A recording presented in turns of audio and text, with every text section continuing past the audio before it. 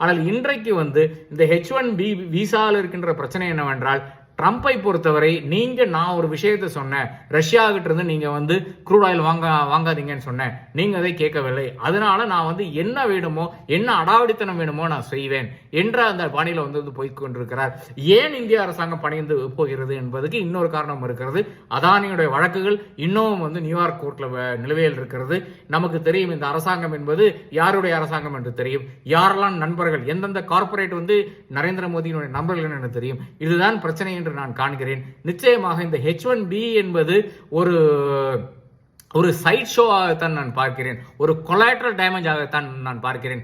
எத்தனை பேர் கொலாட்ரல் டேமேஜ்ல மாற்றுறாங்க தெரியுமா? ஏறத்தாழ 20 லட்சம் பேர் மினிமம் இந்த கொலாட்ரல் டேமேஜ்ல மாற்றுகிறார்கள் என்றதுதான் இந்த அவலத்துக்குரிய பிரச்சனையாக இருக்கிறது. இவர்கள இருக்கின்ற முக்காவாசி பேர் நரேந்திர மோடியினுடைய பாஜகவினுடைய சப்போர்ட்டர்ஸாக இருக்கிறார்கள் என்பதும் நான் அறிவேன். ஏனென்றால் இங்கிருந்து சென்று அவர் மேடிசன் ஸ்கொயர் கார்டனில் ஆனாலும் சரி, ஹவுடி மோடி என்று அவர் டெக்சாஸில் நடந்த அந்த விஷயங்களாலும் சரி, அதற்கெல்லாம் யார் வந்தார்கள் என்று பார்த்தீங்கன்னாலும் இதே கும்பல் தான் வந்தது என்றுதான் முக்கியமான விஷயமா இருக்கிறது. ஆனால் அவர்களுடைய வாழ்வாதாரம் இன்னைக்கு முக்கியமான ஒரு பிரச்சனையில் மாட்டிக்கொண்டிருக்கின்ற இந்த வேளையில் இதே அரசாங்கம், இதே நரேந்திர மோடி அவரை காப்பாற்ற மாட்டேங்கிறார் என்றதும் முக்கியமான விஷயமாக நான் காண்கிறேன். இதுதான் என்னை பொறுத்தவரை பெரிய ஒரு முக்கியமான பிரச்சனையாக நான் காண்கிறேன்.